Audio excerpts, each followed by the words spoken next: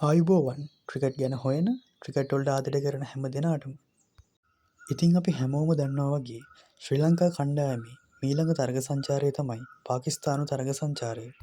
එහිදී ශ්‍රී ලංකා කණ්ඩායම තරග 3කින් යුක්ත එක්දින තරගාවලියක්, ඒ වගේම පාකිස්තානය හා සිම්බාබ්වේ කණ්ඩායම් සහභාගී වන 20-20 තුන්කොන් තරගාවලියක් ක්‍රීඩා කිරීමට නියමිතයි. තරගාවලියට අදාළ පළමු එක්දින තරගය නොවැම්බර් මාස 11 වනදා ආරම්භ වීමට නියමිත අතර, පසුව පිළිවෙලින් දෙවන හා තුන්වන එක්දින තරග නොවැම්බර් මාස 13 වන සහ 15 වන යන දිනයන්හිදී පැවැත්වීමට නියමිතයි. පසුව තරගාවලියට අදාළ 20-20 තුන්කොන් තරගාවලිය නොවැම්බර් මාස 17 වනදා සිට ආරම්භ වනවා ඇති.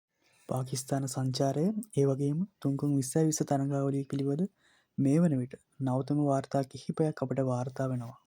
ශ්‍රී ලංකාවේ ප්‍රමුඛ ක්‍රිකට් සම්බන්ධ වෙබ් අඩවියක් වාර්තා කරන පරිදි මෙම සංචාරය සඳහා ශ්‍රී ලංකා 20-20 කණ්ඩායමේ උපනායක තනතුරට හිටපු නායක දසුන් ශානක පත් කිරීමේ සූදානමක් පවතින බව වාර්තා වනවා.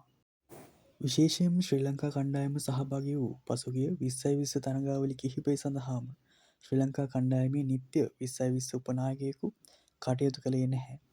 නමුත් මේ වන විට ශ්‍රී ලංකා තේරීම් කමිටුව 20-20 උපනායකයෙකු පිළිබඳ අවධානය යොමු කළ ඇති අතර, බොහෝ දුරට ඒ සඳහා දසුන් ශානක පත් කිරීමට නියමිත බවයි වාර්තා වෙන්නේ. එසේ වුවහොත් එය බොහෝ දුරට චරිත් අසලන්කට ඉතා ලොකු සහයෝගයක් වෙයි. මොකද අපි පසුගිය 20-20 තරගාවලි කිහිපෙම දුටුවා චරිත් අසලන්කට සමහර අසීරු අවස්ථාවලදී තීරණ ගැනීමේදී යම්කිසි ගැටලුකාරී තත්ත්වයක් තියෙන වග දසුන් ශානක කියන්නේ අත්දැකීම් බහුල 20-20 නායකයෙක්. ශ්‍රී ලංකා කණ්ඩායමේ හිටපු බොහෝ කාලයක් 20-20 නායකයා විදිහට කටයුතු කරා. ඉතින් ඔහුගේ අත්දැකීමුත් එක්ක චරිත් අසලන්කට මේක හොඳ අවස්ථාවක්. මේ අතර ශ්‍රී ලංකාව හා එක්දින තරගාවලියට අදාළව මෙන්ම 20-20 තුන්කොන් තරගාවලියට අදාළ පාකිස්තාන නිල සංචිත මේ වන විටත් නම් කර අවසන්.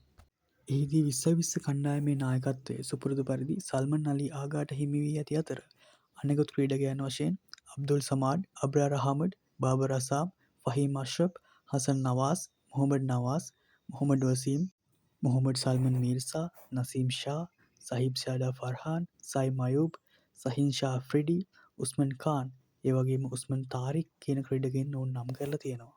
මෙහිදී විශේෂත්වය නම් බාබර් අසාම්, ඒ වගේම නසීම් ෂා යන ක්‍රීඩකයන් ඔවුන් නැවත තම 20-20 කණ්ඩායමට නම් කර තිබෙනවා.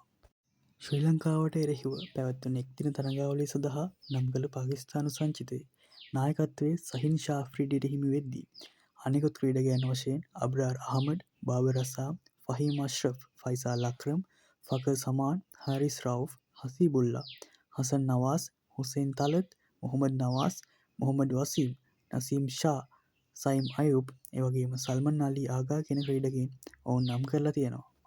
ඒත් එක්කම මේ දිනවල ශ්‍රී ලංකා කණ්ඩායම තම පුහුණුවීම් වල නිරත වන්නේ හම්බන්තොට මහින්ද රාජපක්ෂ ජාත්‍යන්තර ක්‍රීඩාංගණයේදී. ශ්‍රී ලංකා ක්‍රිකට් නියෝජිතයන් පවසන පරිදි මෙයට හේතුව නම් විශේෂයෙන්ම මේ දිනවල අනෙකුත් ක්‍රීඩාංගන පවතින ප්‍රදේශවලට පවතින දැඩි වර්ෂාපතනය, ඒ වගේම මෙම ක්‍රීඩා පිටියේ පවතින පිටිකරණයට සුදුසු තනතිරු නිසා මේ ක්‍රීඩා පිටියේ මේ දිනවල පුහුණුවීම් කටයුතු වල නිරත වෙන බවයි ඔවුන් පවසන්නේ.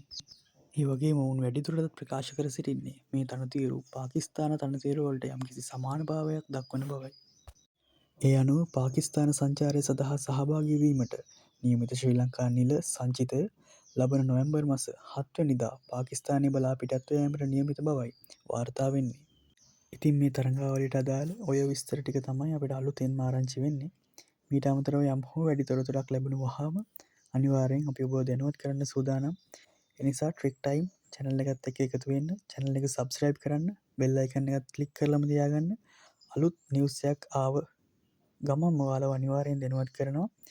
එහෙනම් අදට ගිහින් එන්නම්. ක්‍රිකට් වලට ආදරය කරන, ක්‍රිකට් ගැන හොයන ඔයාලා හැමෝටම සුබම සුබ දවසක්.